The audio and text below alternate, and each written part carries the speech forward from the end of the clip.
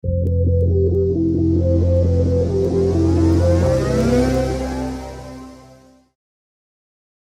à tous. Aujourd'hui, je vais vous donner mon avis sur les élections européennes et vous donner mes arguments pour que tous les patriotes et même certains abstentionnistes qui aiment la France, qui ont compris qu'elle était en danger, doivent se mobiliser et voter Reconquête et Marion Maréchal. Alors, la première idée, c'est de se dire que nous ne devons pas laisser un quasi-monopole au Rassemblement national, dans le camp, on va dire au sens large, patriote. Pourquoi ? Parce que quand on est en position de monopole total, imaginons que le Rassemblement national fasse, allez, mettons 33% et que Reconquête fasse 5 ou 6, vous comprenez bien qu'en position dominante, aucun effort ne sera obligatoire. Aucune concession, aucune modification dans le programme, aucune modification dans les investitures des futurs législatives, par exemple, si par hasard, je dis bien, nous gagnons, ne sera possible. Et pendant 3 ans, nous aurons donc la candidate Marine Le Pen, 3e édition, ou peut-être Bardella. Moi, j'ai l'impression qu'ils sont en train de construire Bardella, sans le dire pour l'instant, mais moi j'ai l'impression. Eh bien, il n'y aura aucune concession. Et nous aurons, je le pense malheureusement, enfin on ne peut pas prévoir l'avenir, une nouvelle défaite.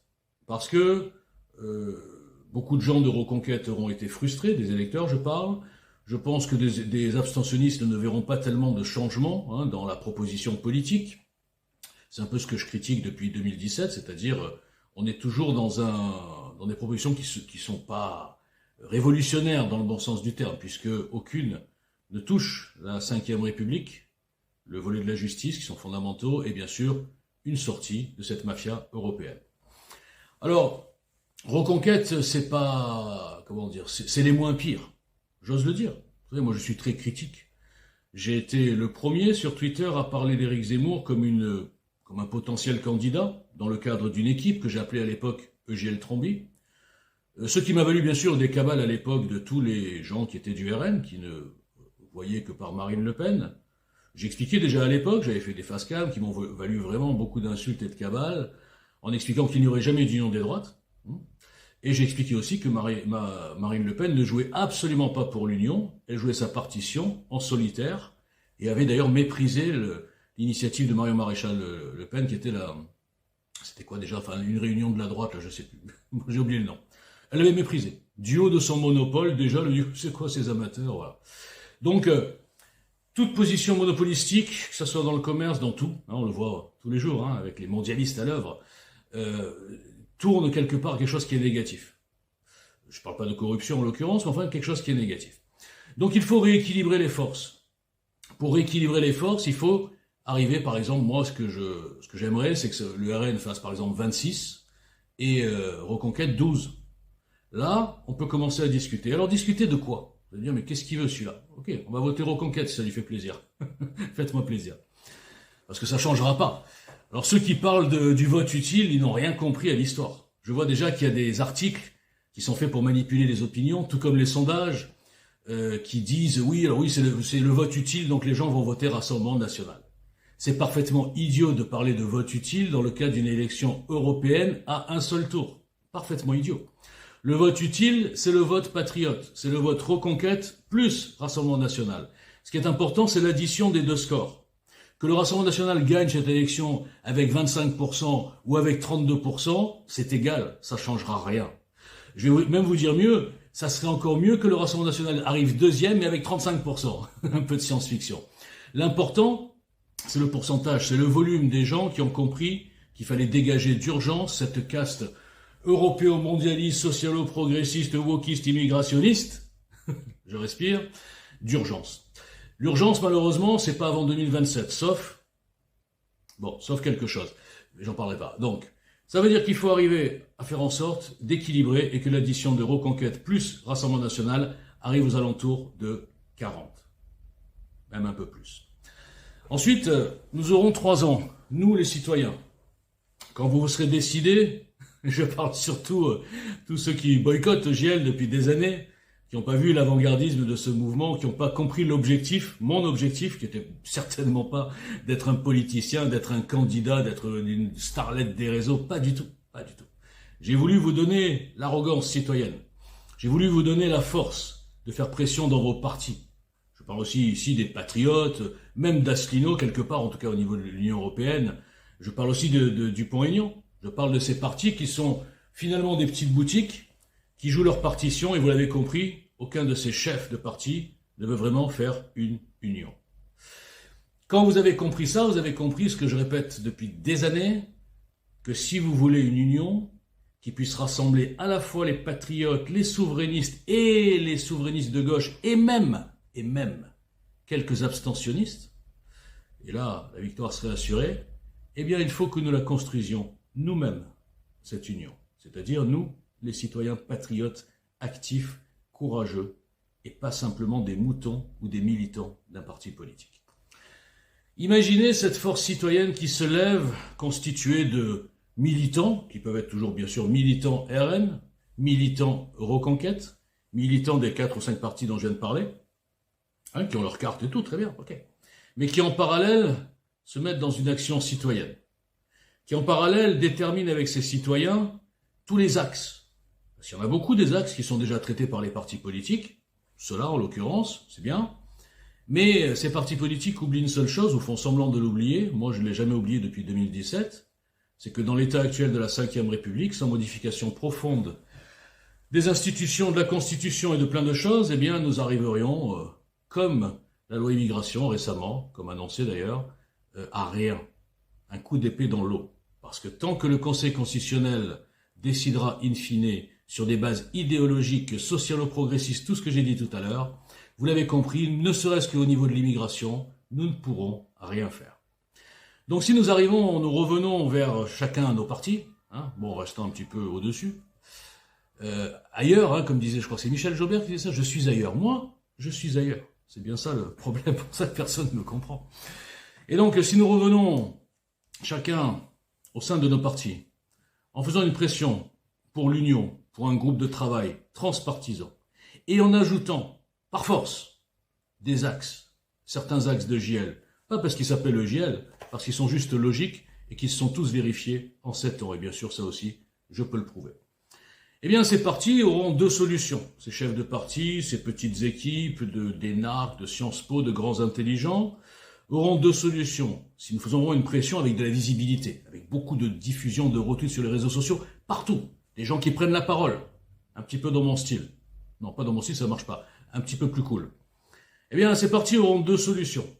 Soit avouer publiquement que le sauvetage de la France, ils s'en foutent, ils veulent juste faire augmenter leur parti, leurs adhérents, leurs petits élus, leurs subventions, et pour les chefs, leur ego, et qu'ils veulent tous la place, soit ils montreront à leurs militants, à leurs adhérents et à leurs électeurs que leur motivation est saine, comme celle de ce Walter Boujna et de son petit truc EJL.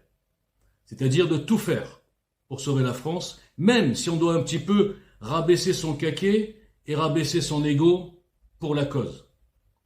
Et en arrivant avec une union, une équipe, là je pourrais détailler dans un autre face-cam, avec une équipe de travail, où tout le monde oublie sa petite carrière, et où personne n'est désigné d'ores et déjà comme le futur candidat, qui sera désigné le plus tard possible, dans un vote interne, dans lequel chacun n'aura pas le droit de voter pour lui-même. Hein, petite équipe d'une 20aine, je dirais. Et chacun votera pour quelqu'un d'autre. Et là, nous aurons le meilleur qui se sera dégagé pendant ces mois et peut-être ces années de travail et de réunion. Et là, nous aurions ce que j'ai toujours appelé un OPNI, un objet politique non identifié. Un réceptacle qui aura été initié par des citoyens, initié par des gens motivés par l'amour de la France et pas leur carrière ou leur envie d'avoir un poste ou de député ou je ne sais pas quoi. Vous avez vu ce qu'ils deviennent les députés quand ils arrivent à l'Assemblée nationale? Ils veulent tellement garder leur poste qu'ils n'osent plus rien bouger. Pas de motion de censure, pas de dissolution, même pas une tentative, pas de destitution, rien. On ne bouge pas, on attend la prochaine échéance en espérant garder ce mandat. Eh bien, si on arrive avec une motivation différente, Le système qui joue malheureusement sur ces motivations cupides de cette opposition factice ne pourra pas lutter contre un véritable OVNI avec des gens motivés. Et je vous garantis qu'il y a plein de gens qui ne s'intéressent pas à la politique. S'ils voient surgir un OVNI, comme je le décris depuis 7 ans, ils reviendront à la politique. Je parle là des abstentionnistes, qui comprendront ce que c'est que l'engagement, qui comprendront ce que c'est que les comptes à rendre de politiciens, d'élus, envers leur peuple, envers leurs électeurs. C'est fini avec ce système EGL, ça sera fini, les trahisons. Ça sera fini un parti qui n'ose pas voter contre, comme on l'a vu il y a 3 jours, comme le Rassemblement national qui n'ose pas voter contre, et qui s'abstient lâchement. On ne sait pas pourquoi. Alors qu'ils pensent contre, mais ils ne votent pas contre. Donc c'est des petits arrangements, c'est des petites soumissions, des petites lâchetés, des petites peurs d'être ostracisés. Ils ont peut-être reçu des menaces. Peut-être que Bardella, on lui a dit, tu as intérêt à être pro-Ukraine à fond. Tu as intérêt à pas te faire remarquer si tu veux qu'on te construise ta légende pour arriver en 2027. Je n'ai rien contre Bardella. Je dis simplement que dans tous les cas, Bardella ne peut pas être une hypothèse. On a eu un petit jeune qui est en train de massacrer le pays pour d'autres raisons. C'était sa mission. Je ne veux pas d'un encore plus jeune qui n'a jamais rien connu de la vie, qui est rentré dans un parti à 16 ans et qui est d'un coup, 8 ans après, admettons, président de la République française. Faut quand même pas rigoler. Qu'il gère les élections européennes, qu'il reste le chef du parti ce qu'il veut, mais certainement pas candidat. Bon, alors je reviens sur Marine Le Pen. Marine Le Pen, je le répète, n'a pas joué pour l'Union. Je ne dis pas qu'en jouant pour l'Union, entre 2017 et 2022, nous aurions pu créer quelque chose pour gagner. Je ne dis pas ça, parce que je pense aussi que la puissance des médias, la puissance de la propagande, c'est quasiment un trucage d'élection. Vous savez, quand les médias sont à 90% pour un candidat ou pour un camp, ça s'apparente à un trucage des élections. Donc les élections en France sont bien sûr truquées. En tout cas depuis 2017, c'est une évidence. Donc je ne sais pas si nous y parviendrons. Mais ce qui est certain, c'est que le statu quo nous mènera encore à la défaite, et même s'il n'y a aucun changement constitutionnel, même si ça nous amène à la victoire hypothétique de Marine Le Pen, vous l'avez bien vu, je répète, j'ai rien contre elle non plus, elle s'est plus ou moins soumise au fur et à mesure pour se dédiaboliser. Se dédiaboliser, finalement, c'est rentrer peu à peu dans l'UMPS de l'époque, ou je sais même plus comment il s'appelle, il change de nom tout le temps, Renaissance LR, ces trucs-là qui sont le centre mou. De temps en temps, ils nous font des petits coups de oui, on va lutter contre l'islam, l'immigration, mais en fait, ils ne le font rien parce que c'est leur plan.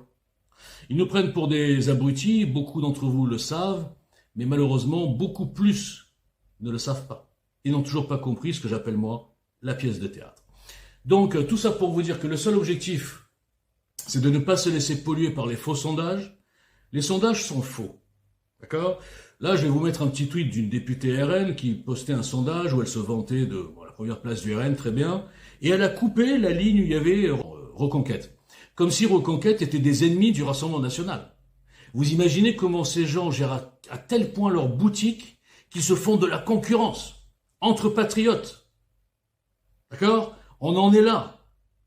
Donc si vous voulez continuer à soutenir des gens qui soutiennent justement, qui ne gèrent que leur boutique, si vous ne voulez pas leur faire peur avec une vraie pression populaire de gens qui ont du courage, qui sont amoureux de leur pays et qui voient que finalement leur seule chance avec des S, ce sont des gens qui sont là pour des carrières, des postes, etc., bien continuez comme ça. Continuez au passage à boycotter EGL, le seul qui a monté cette hypothèse, cette opération dès 2017, pendant que vos amis, patriotes ou je sais pas quoi, croyaient encore à l'union des droites, avec les républicains que moi, en tant qu'électeur historique de RPR, etc., j'avais compris qu'ils étaient vendus. Donc si vous voulez le statu quo, premièrement, continuez à boycotter EGL. Deuxièmement, votez tous RN, vous savez, il a le monopole, le vote utile, ridicule. Et troisièmement, attendez le Messie. Je vais changer de sujet. Moi, je l'attends, le Messie, en vérité. Pour moi, il y a déjà un Messie politique dans le monde. Il s'appelle Donald Trump. Ça vous étonne, il n'a pas tellement une tête de Messie. Ceux qui le détestent diront qu'il est bourru, qu'il est antifa, misogyne, qu'il est nazi. Mais non. Mais quand on sait lire dans les yeux de quelqu'un, on comprend que Trump est le Messie politique. Et si libération il y a, elle viendra de là. La première étape, ça sera l'élection de Trump. Alors pour revenir en France, vous l'avez compris, mon message était très confus, mais si vous avez tout écouté, vous avez tout compris. Votez Reconquête, pour rapprocher les deux partis qui sont nos seuls espoirs de libération. En attendant mieux. Merci.